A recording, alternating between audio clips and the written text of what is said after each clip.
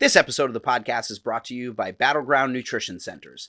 Battleground Nutrition is a family and veteran-owned and operated supplement superstore in the Northeast that's been running since 2013, and since then has helped athletes all over the world in APO, FPO, and within the United States PO boxes to ensure that whether you are in the Northeast or anywhere in the world, we can help you with your nutritional needs. Visit www.bgnutritioncenter.com and use code NATTY to save at checkout. And a reminder, all orders over $100 always ship free. Well, U-Natty Nation, it's time to bust out those black light posters and that big, long purple bulb that you had in high school with those lava lamps, because it's time to ask the question, is smoking weed fucking with your gains?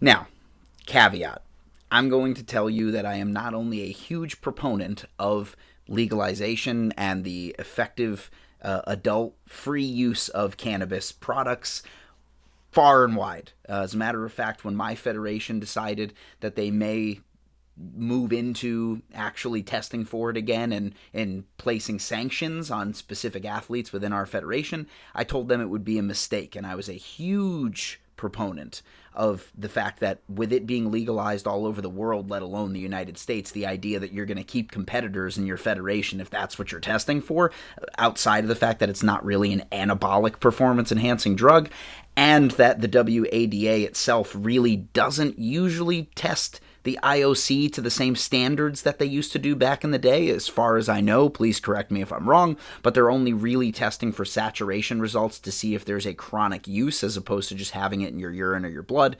So realistically, we all have to understand that the legalization of marijuana around the world in the United States pretty much means that it's going to become as commonplace as drinking. Not that it already wasn't since the 1970s, but hey, here we are. But what we're really talking about is the use of cannabis during preparation, during hypertrophy blocks, even if you're not a stage competitor, if you're a CrossFit athlete, if you're in the Olympics, whatever. Is it hindering your ability not just for performance aspects, but for recovery and hypertrophy or muscle building? Well, there's pros and cons here. And when I get to the end, you're going to understand that I'm posting all of the information below in terms of the studies that I've looked at that are major players in the last 7 to 10 years in terms of information that's going out to the public that are peer-reviewed, cited, and posted in medical journals and translated into different languages. That way you know the information is at least peer-reviewed and scientifically studied. So let's talk about why people would use cannabis in the first place, right? Because you have two different aspects of the cannabis that you're going to be looking into in terms of why you would use it. The first is your THC. THC is the psychoactive aspect of weed that can be either used in edibles, it's smoked, they actually reduce it down into vapes and shatter now. It's basically why people used to like getting high. And then you have the non-psychoactive CBD, which has been used for chronic pain, inflammation, lowering cortisol levels, all those good things that most people would agree, if you're an athlete, seem to be performance-enhancing adjacent, I'll say. So if we take into account that you have two of these aspects of cannabis as to why someone's going to be smoking it, we're going to look at the pros and cons in terms of what each of those things and then those things together can give you as an athlete. So let's talk about the actual CBD and THC put together, using it for REM sleep enhancement. Here's the issue. Most of the studies that I've looked at are flip-flopping back and forth, where some of the studies will say that because it lowers cortisol levels, which is your stress hormone, and it actually starts to allow the user to relax a little bit, that ultimately it makes them incredibly sleepy, incredibly relaxed, and they can get good sleep. The problem is that when certain studies and certain scientific aspects were looking at how deep and regular the REM sleep was, certain aspects of REM sleep are actually inhibited by cannabis use. Why is that? Well, you'll have to check some of the studies below, but from what I understand in terms of REM sleep, the problem is that when you're mechanically trying to push yourself into it, the body is also psychoactive in the brain, not allowing you to get that deep, deep REM sleep. So, is it or isn't it? Well, here's the first time I'm going to mention the thing that I'm going to harp on at the end of the podcast. basically every result that I got in terms of different medical journals said the same thing. Because of the fact that even though it's been used since the 50s and regularly used in modern society since the 70s, the problem is that there's not enough scientific result and study for us to be able to say for sure it either inhibits or promotes REM sleep. So, okay, that's the first aspect of it, right? So let's take a look at the CBD actually inhibiting the inflammation response and allowing for a drop in the stress hormone cortisol. Well, it does do that to an extent. However, it's closely related to, unfortunately, THC-induced panic, as well as the fact that any cannabinoid that goes through the endocannabinoid system will eventually have so much saturation that you'll wind up building some form of an immunity, or at least a suppressive effect in terms of how much it's affecting you. So if we take a look at those aspects of it, what does that really mean in terms of a point of diminishing return when I'm having to use this? Well, what they found that in the CBD aiding the inflammation response suppression, they weren't able to immediately see the effects in terms of a single dose over a 72-hour period after intense physical exercise. So they tried to replicate it over time. And while they did find that, anecdotally, they were able to correlate an inflammation response reduction and correlate a stress hormone reduction, the problem is that this isn't creatine. You can't just put it in your system and then assume that it's always going to affect you the same amount, right? It has a saturation level that you start getting used to. It's why people who used to take a couple hits off a joint, suddenly they do it again, and, well, after a couple months it doesn't really do them, so they have to smoke a third of the joint, and then half the joint, and then the whole J, right? It does the same thing to the endocannabinoid system, even for the cortisol dropping and inflammation response agents. So if that's the case, then we have to ask ourselves, if you're an athlete that's using this regularly, when does it become a point of diminishing return that you're putting in so much of it that realistically you could have some other effect, whether it be, cold plunges or heat therapy in terms of sauna, that would give you relatively the same response, but didn't need supplementation, and realistically you're probably not going to get an immuno response in terms of getting used to cold plunges and sauna, in the sense that your body will stop its reparative property that you're using it for. I'm not saying that one is better than the other, but it does beg the question. If you're going to get used to it, how long should you use it for, and how close to whatever your event is, or let's say how soon after an injury, and then how long should you use it for before you discontinue its use, so that when you go back to it, the effect gives you what you want. Again, I'm going to say this one more time. All of the studies that I'm looking at are between the years of 2010 and 2023. Still, there's not enough information for them to causate these things. So the correlation, which, listen, the placebo effect is the greatest effect in modern medicine, and most doctors and medical professionals will tell you that. As long as it's not being a detriment to your health, or in the future it's going to cause a major problem, and you're not necessarily spreading misinformation of it being a cure, or treating a disease that could otherwise be treated much better with modern medicine, hey, more power to you, right? So then, is it the placebo effect? Again, until we have more studies, we're not really going to know.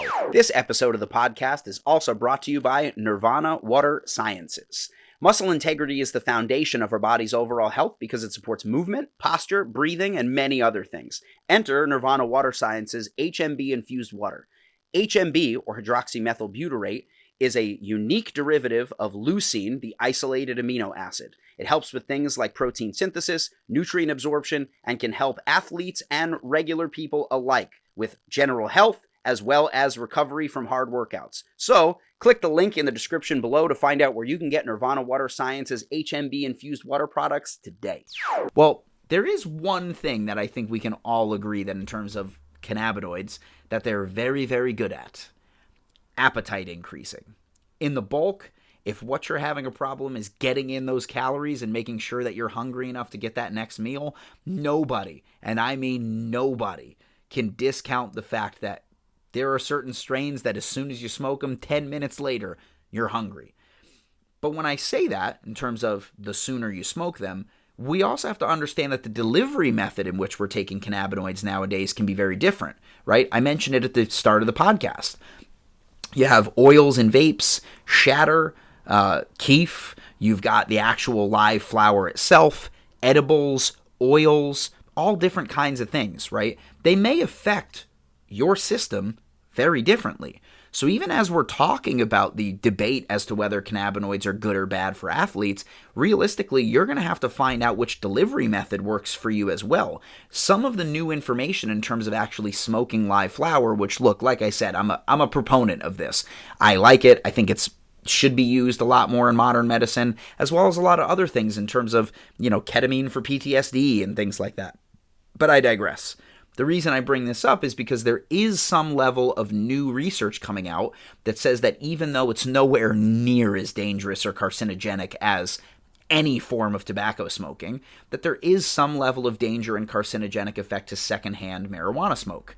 It's one of the reasons why I myself switched to edibles and vapes, is because I've got a family and that's not something I'm willing to even risk if it was a possibility 10 years from now that they come out and say, of course it is. Because realistically, guys, what are we doing here? We know that you're burning something and inhaling smoke, which your lungs don't like, right?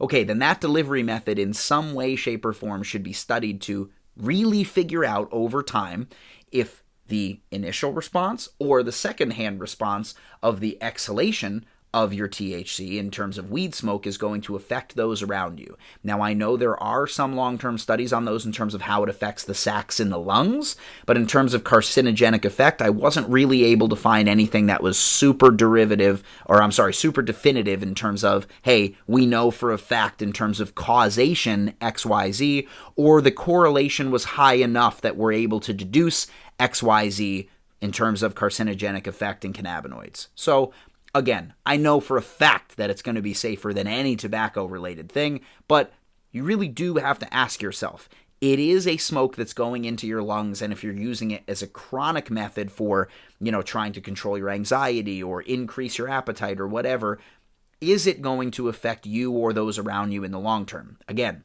I don't know. And by the way, if you do have those studies and you want to post them in the comment section, I'd love to do a revisit sometime in the next couple months. But as of this podcast, I wasn't able to find anything that was super definitive for my taste and my bullshit meter, I guess I could say.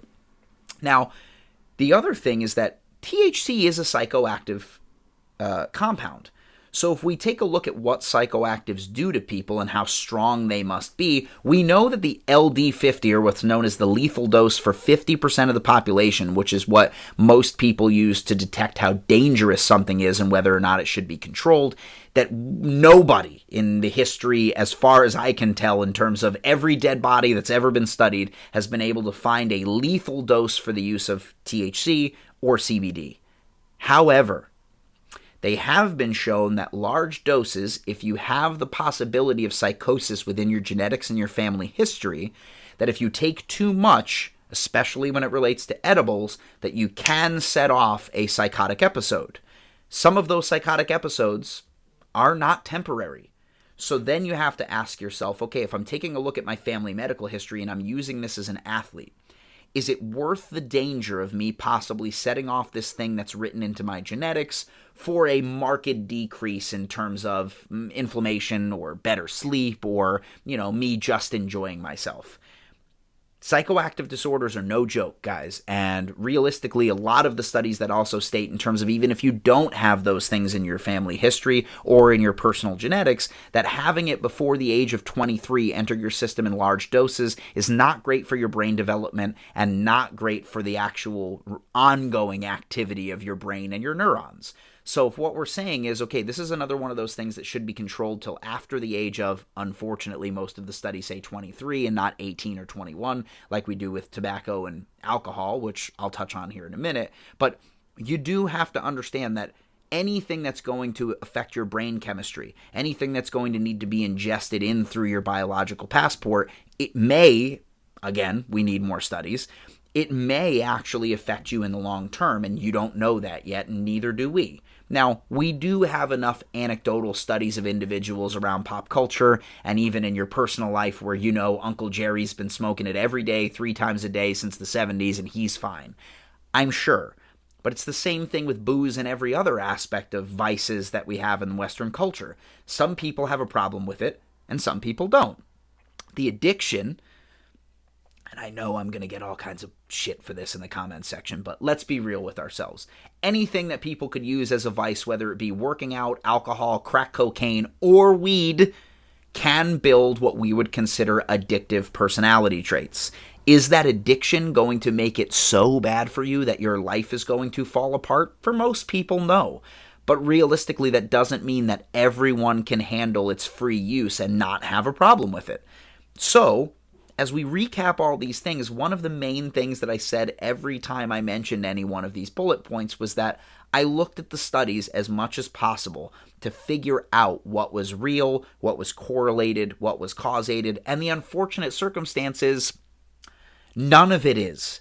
Even though it's been around for decades, we just don't have enough information in terms of controlled studies that are large enough and peer-reviewed and trusted enough that we can actually causate a lot of these things other than the psychoactivity and the THC and CBD's effect on the brain and certain certain neurons within your endocannabinoid system. But that being said, receptors within the endocannabinoid system. I'm probably butchering this. I'm doing my best here, guys. Maybe it's because I took too many hits right before the podcast started, but you get the idea. The problem is that the information that's out there has not been fully completed yet because we don't have enough controlled studies that are large enough and trusted enough to give us the results that we're looking for, whether it be positive or negative. So let's round this out. And this is what I promised I would say. Booze affects far more of the population all over the world in a negative aspect than marijuana is ever going to do. Smoking has been more destructive to family units around the world since its inception, and we know for a fact that companies spent decades pocketing billions of dollars to ensure that it was just as addictive and unfortunately just as unsafe as was required, and suppressed information at how dangerous it was for you to ingest. The good thing about the cannabis industry is that it's very transparent and very controlled. Sure, the idea that nowadays you're going to trust some random dealer to give you bud and it's going to be dusted and you're going to go, I don't know, it smells weird, but I'll probably keep smoking it and wind up with a fentanyl overdose, angel dust, whatever, it's probably pretty low. So I'm not a huge guy in terms of me saying, well, it destroys the black market and you know what you're going to get is safe. That's accurate. It probably is, to the 99.99999th percentile, going to be much safer than buying anything on the street. The shit of it is that until you have a lot of competition in your general state, like mine has just legalized it less than a year ago, the prices are twice what they are anywhere else that's had it legalized for the last couple of years. But paying that, you know that it's lab tested, you know exactly what you're getting when you look at the label, and there can be heavy, heavy sanctions and fines for those companies and organizations that choose to ignore those and give you either bogus readings or bunk product. As always, this episode of the podcast is also brought to you by NutraBio. With no compromise since 1996, some of the best tasting products on the markets, and no proprietary blends ever, they've got a product that can help you. So, use code word NATTY at checkout to save, and always make sure that you mention the U-Natty States of America. So let's dial this all back in, guys. Here's the thing. I personally think that the recreational use every once in a while of cannabinoids in whatever form you're ingesting them in is relatively harmless. And considering a lot of the other vices that are out there, it's certainly more harmless than any of them. And in terms of people's want to use them over the pharmaceutical industry's painkillers, opioids, and even in terms of trying to get off of addiction, using them to kind of wean off and become sober, it's a vast improvement to any other therapy that we've had in the past, and it's natural in the sense that you can change its chemical properties by doing things while it's growing, but that 100% you can place that seed in the places it's supposed to grow in the world, and it will grow in its pure form, no human interaction required. I truly believe that even if it is placebo effect, if you get shit sleep, and this is a way that it can put you into REM sleep, so far, I've been able to correlate better sleep. But there is in terms of a pendulum swinging the other way, some counterintuitive results that you may notice in terms of small depressive episodes or laziness, which are not going to help you with your gains. The mind-muscle connection tends to be a little bit suppressed. However, on the pro side, you do have the ability where you're removing that id and the ego from yourself when you're lifting, and it allows you to kind of try new things without the fear of worrying about a failure or, stopping because the lactic acid burns so bad. You can continue to go because of the numbing effect of the psychoactive cannabinoid and the suppressive result of the inflammation response from the CBD. I wish that this was a definitive podcast that you got to the end and said, it's bad or it's good. But truth be told, there's just not enough information out there. So the only thing that we can deduce is this. Use safely and see how it affects you. Do it in a very controlled environment, trying out different delivery methods only if it's for you. But just like everything else, guys, it's not the end-all be-all. It's not going to be your savior. And right after this, I'm going to go take an edible, eat dinner with my wife, and have great sleep. But if tomorrow this thing ceased to exist, or WADA decided that they were now going to harp on pushing this and suppressing it, the unfortunate thing is that most bodybuilders would not notice a difference in their actual result if they were doing everything else that was required to enter their sport of choice and be the best in terms of their functionality, whether it be aesthetics or actual performance. But that in terms of all of the other stuff that's out there, if I'm going to be a proponent for one thing, it's that I think of all the vices that are in every state and every country in the world, this is probably the most harmless, and it's going to be around forever. So even if it's not for you, maybe we just fucking legalize it. What do you say? Now listen, we got a bunch of episodes coming out with some greats. I'm not going to spoil it now. We're going to be at the Arnold in a couple weeks, so be sure to like, subscribe, and comment below. And hey, remember, if you natty, hit a J, man.